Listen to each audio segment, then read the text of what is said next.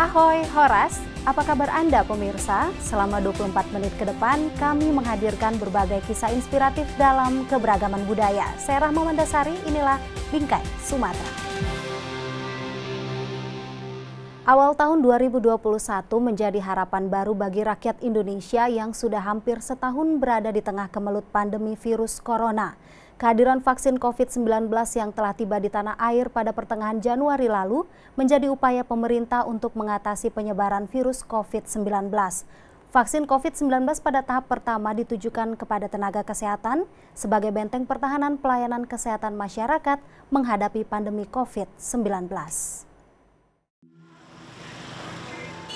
Hingga kini kasus penularan virus COVID-19 di Sumatera Utara masih tergolong tinggi. Januari 2021, total kasus COVID-19 di Sumatera Utara mencapai lebih dari 19.000 kasus dengan angka meninggal dunia lebih dari 700 jiwa.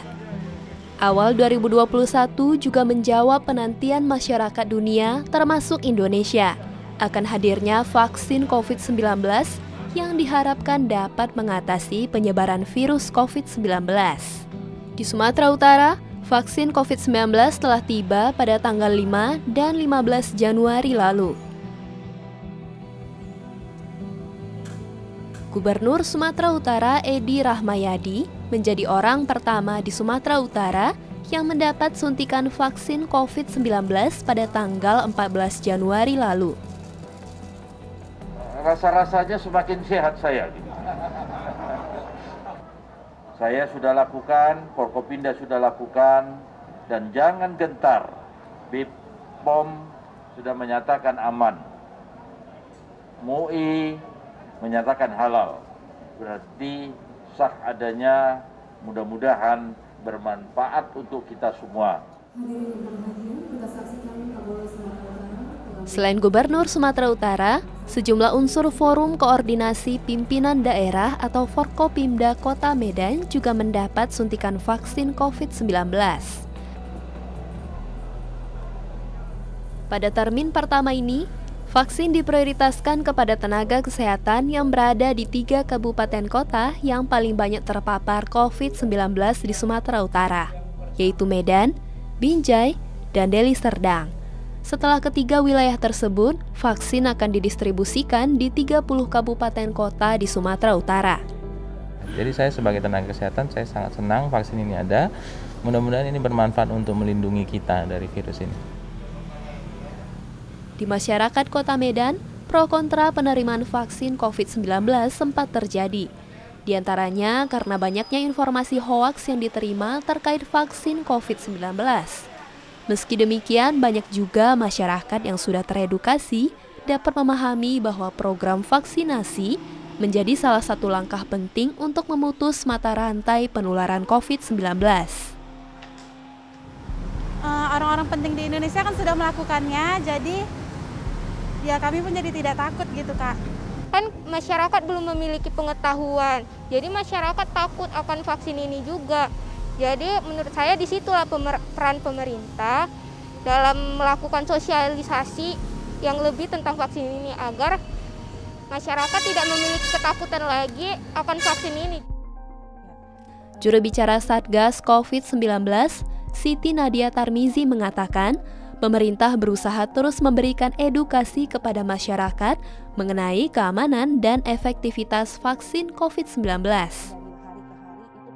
Jadi sudah pasti, sudah dibuktikan oleh Badan POM bahwa ini aman dan efektif.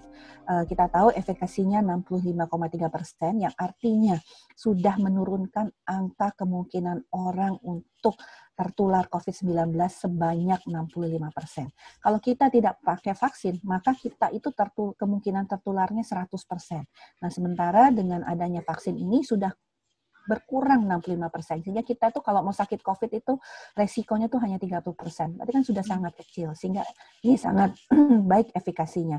Nah, apakah orang kebal atau bisa tertular? Masih bisa tertular. Kenapa? Karena kita dalam situasi pandemi. Efek sampingnya seperti apa? Kita tahu dari laporan UNPAD, efek samping itu sangat kecil, kurang dari 1%, hanya kemerahan, gatal-gatal, bahkan dari kemarin yang sudah dilakukan vaksinasi, jadi sampai dengan hari ini kurang lebih sudah 15.000 orang divaksinasi, termasuk Bapak Presiden beserta unsur-unsur masyarakat kemarin, baik di level nasional maupun provinsi dan kabupaten kota. Alhamdulillah tidak ada yang menyatakan ada efek samping yang artinya harus membutuhkan obat atau penanganan lebih lanjut di vaskes. Upaya vaksinasi yang sudah mulai berjalan di Sumatera Utara dan tanah air menjadi harapan baru masyarakat di awal tahun 2021. Ya, meski vaksin sudah ada, masyarakat harus tetap disiplin mempraktikkan gerakan 3M, yaitu menggunakan masker, mencuci tangan, dan menjaga jarak untuk memutus mata rantai penularan COVID-19.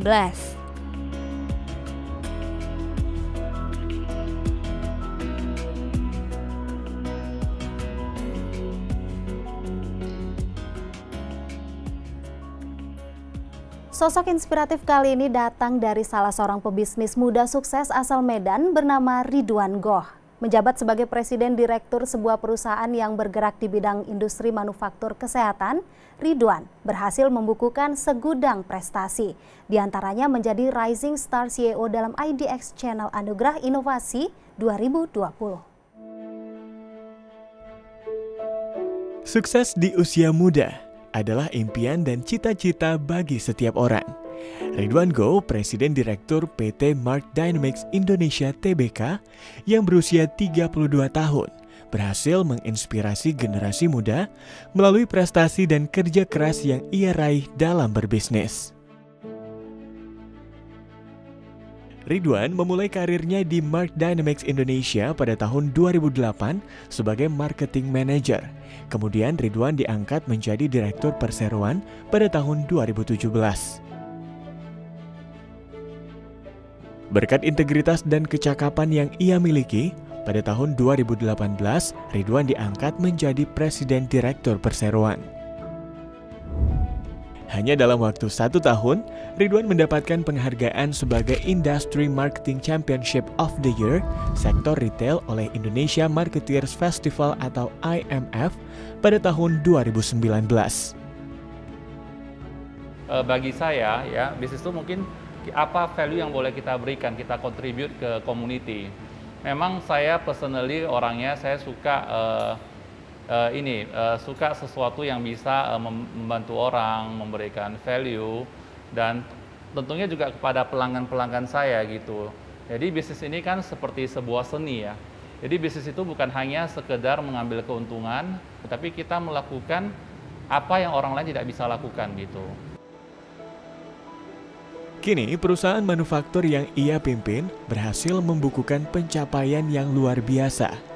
Pada tahun 2020 lalu, Mark Dynamics Indonesia Tbk berhasil merealisasikan penjualan sebesar 550 miliar dari target awal yang hanya sebesar 440 miliar rupiah.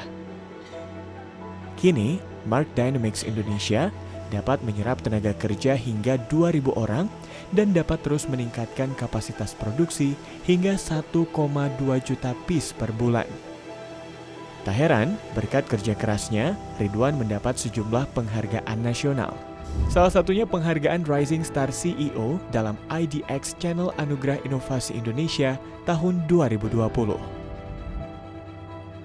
Prinsip-prinsip saya berbisnis itu yang paling penting itu adalah kejujuran. Paling penting kenapa saya bilang kejujuran ya? Karena jika kita ada kesan ya bagi pelanggan ataupun rekan bisnis kita berbohong, ataupun untuk karena hanya keuntungan sesaat itu itu akan buat image yang tidak bagus untuk Mark Dynamics. Jadi kejujuran dan integrity gitu. Selain terus mengembangkan bisnisnya, Ridwan juga rutin mengadakan sejumlah kegiatan sosial, seperti membantu masyarakat yang tertimpa bencana, memberikan beasiswa pendidikan, operasi katarak gratis, dan lainnya. Mungkin kegiatannya itu mungkin kita membantu anak-anak sekolah yang kurang mampu ya dari CSR pendidikan, Kemudian terakhir kita ada membangun jembatan penghubung ya di Deli Serdang ya untuk penghubung jalan untuk masyarakat. Kemudian kita ada membantu korban bencana alam, kemudian seperti gunung meletus yang semalam ya di Sinabung, kita juga selalu aktif membantu operasi Katara yang kemudian COVID semalam itu kita juga ada membantu APD. Kepada generasi muda, Ridwan juga berpesan untuk selalu percaya pada proses. Memiliki kreativitas dan inovasi yang tiada henti adalah modal penting dalam membangun sebuah bisnis. Jadi mungkin yang tips saya untuk para milenial atau para anak muda itu mungkin untuk mendapat kesuksesan itu pasti tidak segampang seperti yang kalian lihat di sosial media ataupun media-media lain, karena itu butuh pengorbanan, butuh darah dan keringat. Jadi kita harus benar-benar ikuti prosesnya, jangan skip walaupun kita gagal. Itulah sebenarnya proses pembelajaran kita. Ketika kita gagal, apa yang harus kita lakukan agar tidak mengulangi kesalahan.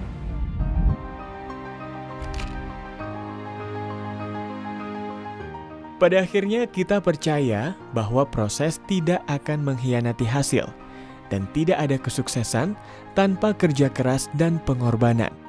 Terus berjuang untuk kehidupan yang lebih baik.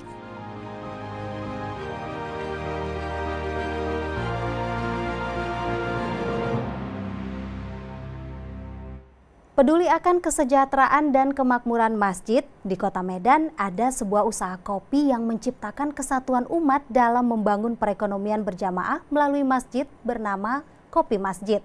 Tidak mementingkan bisnis, namun 50% lebih keuntungan dari usaha ini disedekahkan ke masjid dan digunakan untuk sedekah kopi masjid. Berikut liputan selengkapnya. Masjid merupakan sebuah bangunan tempat umat Islam beribadah. Masjid juga berfungsi sebagai tempat belajar dan menambah wawasan. Selain itu, masjid juga sebagai pusat kehidupan bagi umat Islam, termasuk pemberdayaan ekonomi dan maslahat umat. Di tengah pandemi COVID-19 yang melanda dunia saat ini, menjadikan segala aktivitas di masjid sedikit dibatasi untuk menjaga kesehatan umat. Untuk terus menjaga kesejahteraan dan kemakmuran masjid, sekelompok orang-orang yang peduli akan kemakmuran masjid di Kota Medan berinisiatif membuat sebuah usaha yang nantinya dapat membantu masjid bernama Kopi Masjid. Kopi Masjid adalah sebuah usaha kopi yang berlandaskan penjualan dengan sedekah otomatis yang berlokasi di masjid dan bertujuan memakmurkan masjid. Berdiri sejak April 2020, kini Kopi Masjid sudah memiliki 5 outlet yang tersebar di 5 masjid di Kota Medan. Yang melatar belakangi berdirinya Kopi Masjid adalah berasal dari keprihatinan kami terhadap infak masjid yang semakin berkurang dikarenakan pandemi. Dikarenakan pandemi di mana jamaah masjid itu sedikit, berdampak kepada infak, padahal masjid harus membayar bulanan, air, listrik. Apa yang terjadi jika uang infak tidak ada untuk membayar hal tersebut? Maka untuk tidak mencapai hal yang ditakuti tersebut, maka Kopi Masjid ini, usaha berjamaah berbasis amal ini ada untuk membantu masjid dari infaknya. Kopi Masjid juga menyediakan aplikasi transparansi transaksi real-time online 24 jam untuk menjaga keaslian dan keakuratan data pembelian kopi. Nantinya, seluruh jamaah yang tergabung dengan Kopi Masjid dan pengurus masjid dapat melihat transaksi serta transaksi sedekah setiap waktu secara online dan terperinci. Dalam satu cangkir kopi seharga Rp10 hingga Rp15.000, ada keuntungan 50% lebih yang akan diterima oleh masjid. Artinya, pembeli juga sudah sekaligus bersedekah memakmurkan masjid. Setelah 9 bulan berjalan, saat ini Kopi Masjid telah menghasilkan donasi sebesar Rp29 juta untuk masjid.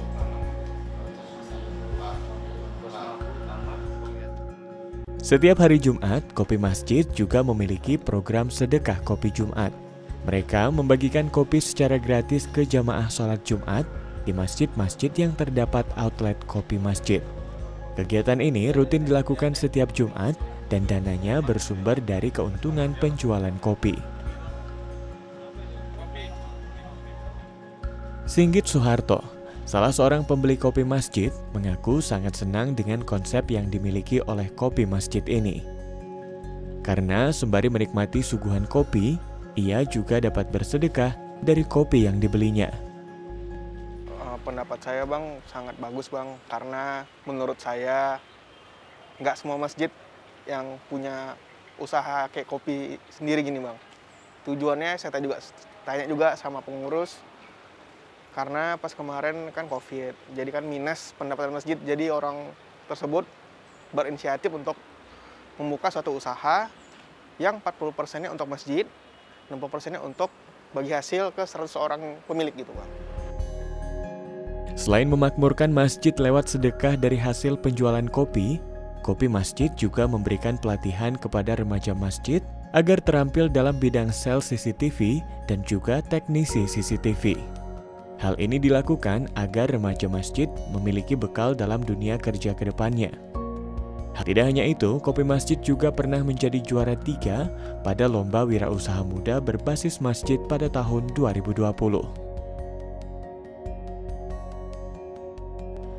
Dengan hadirnya Kopi Masjid, diharapkan dapat menciptakan kesatuan umat dalam membangun ekonomi berjamaah melalui masjid dengan mengutamakan syariat Islam.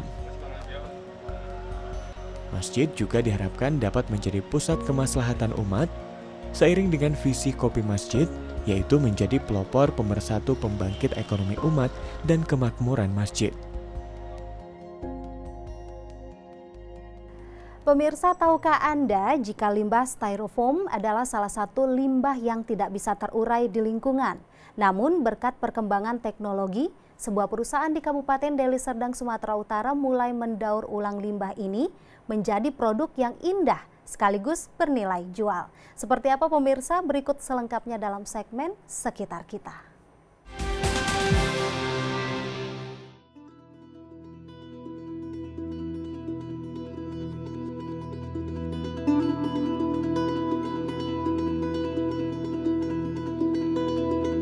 Seratus kilogram styrofoam itu banyak, Bu. Jadi itu sampai seperti menggunung. Bayangkan kalau itu dibuang ke sungai terus hanyut ke laut. Ya, jadi kita nantinya bisa punya pulau baru, jangan-jangan pulau styrofoam gitu. Itu yang kita takutkan.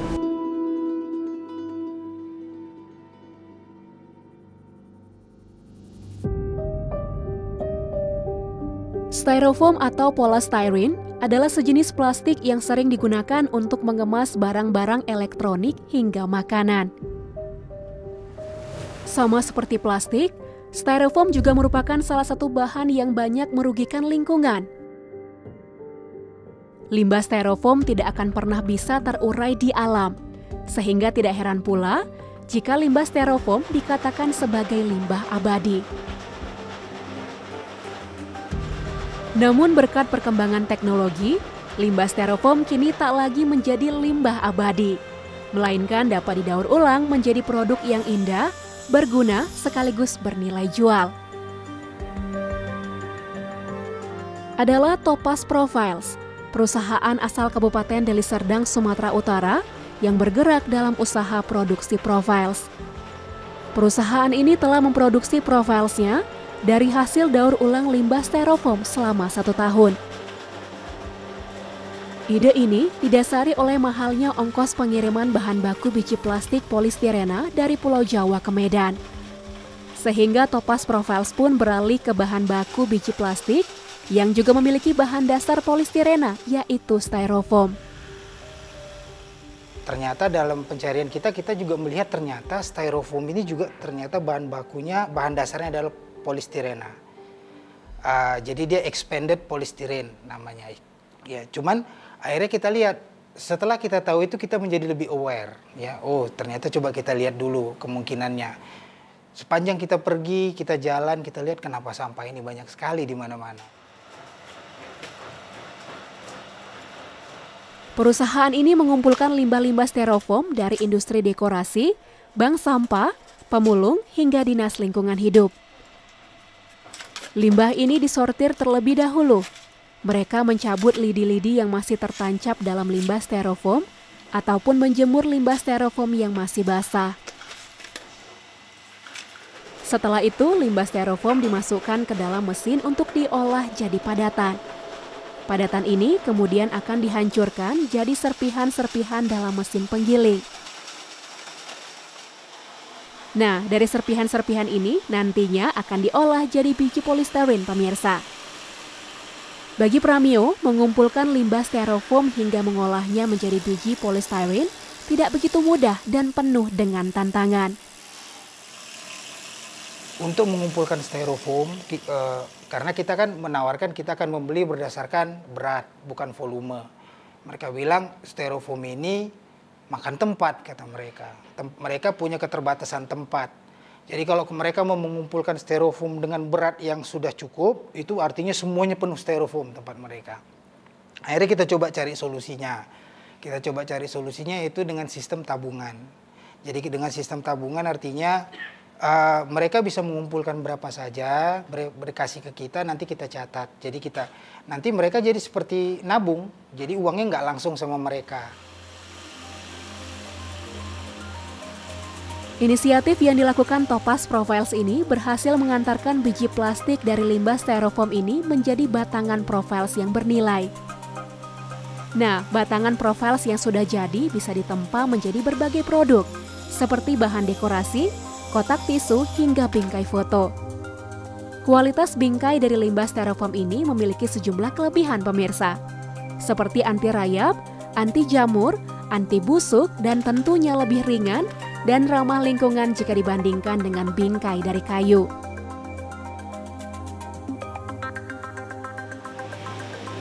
Untuk memasarkan bingkai dan profiles dari limbah styrofoam ini, Pramio membuka toko juragan bingkai di Kota Medan. Salah satu pelanggan toko bingkai, Afrizal Haslin Sambas, yang juga berprofesi sebagai fotografer lepas, telah memakai bingkai dari bahan limbah styrofoam selama 2 tahun sebagai bingkai untuk foto kliennya. Gimana supaya tidak terjadi banyak penambangan pohon, makanya kami sebagian saya dan teman-teman itu rata-rata mulai beralih ke bingkai yang terbuat dari polistiren ya kalau nggak salah. Iya kemarin bahasanya polistiren. Nah itu yang kami beralih ke situ. Rata-rata teman-teman yang sering foto itu juga saya ajak, ayo kita ngapain lagi pakai kayu, toh kan sama saja bentuknya, dan keunggulannya saya bilang sama mereka anti rabu anti rayap. Limbah styrofoam kini bukan lagi limbah abadi. Semoga aksi dan semangat daur ulang limbah styrofoam Topaz Profiles dapat menular ke berbagai daerah.